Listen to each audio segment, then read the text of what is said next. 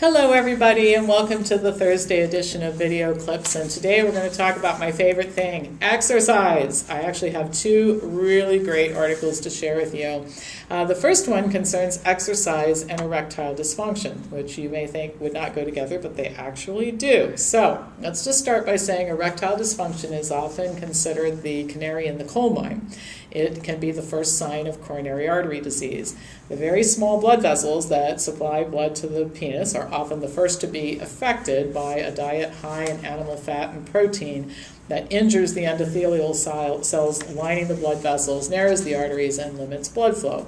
While men are usually pretty distressed about having erectile dysfunction, I frequently remind them that they would rather be dealing with that than another form of coronary artery disease like heart attack and stroke and some serious stuff that can happen. Well, a large body of evidence shows that exercise improves markers for cardiovascular health, including lowering cholesterol and triglycerides and reducing blood pressure, etc. So it would only make sense that exercise would improve erectile dysfunction, and in fact, a new study shows that it does.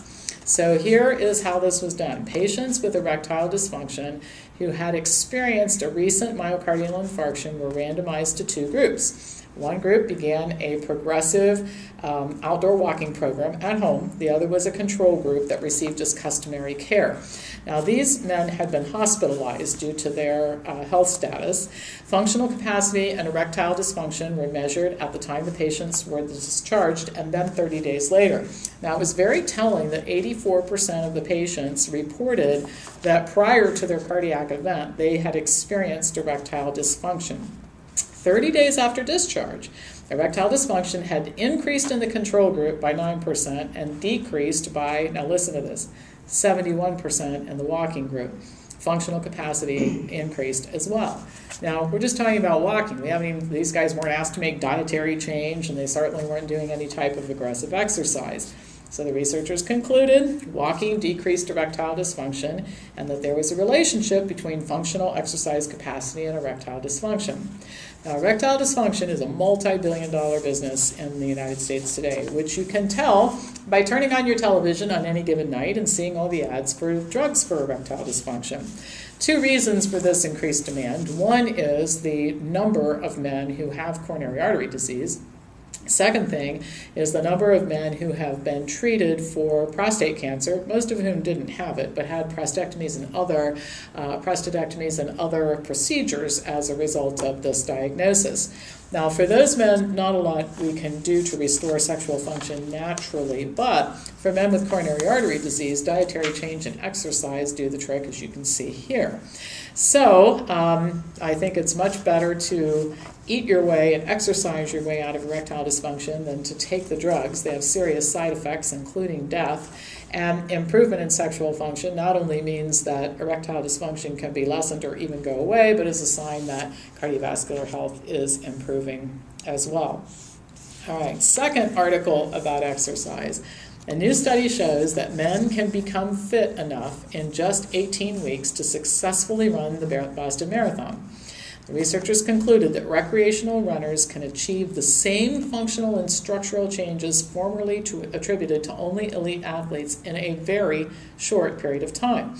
And the researchers stressed that these were just like recreational runners. They weren't, doing any type of really vigorous exercise. And so lead researcher Aaron Baggish said, quote, individuals who are interested in participating in the marathon at a recreational level should have absolutely no health concerns around it. Everything about this study suggests they're going to make themselves healthier. I love this because I still enjoy running, and people are always telling me how bad it is for me. Oh, you're going to blow out your knees, and people aren't designed to run. Are you kidding me? We used to run for our food and run from wild animals. I think humans really are designed to run. All right, so the study included 45 men who ran 4 to 5 times per week, and one of those runs was an increasingly long run. If you've ever done marathon training, that's one of the things you have to do toward the end of your training. And the reason why recreational runners were chosen, by the way, is because they were more likely to be average type of people as opposed to the elite athletes that get entry into the Boston Marathon by qualifying. About half the men had run more than 5 marathons. The others had run less, so they called the more than 5 marathon guys experienced runners. But for all of them, didn't matter. They all experienced significant increase in the size of the left and right ventricle, left ventricle volume, left ventricle function. Dr. Baggage said that this was even more interesting in view of the fact that 7 of the subjects had overt diastolic impairment, which was completely resolved through the training program. Remember, this was just 18 weeks. All of the runners showed improvement in exercise capacity and performance. Their triglycerides and cholesterol levels fell too. Commentary and an accompanying editorial that was in the same journal really reinforced the idea that, gosh, in a little over 4 months in this case, even recreational runners with cardiovascular risk factors could get better.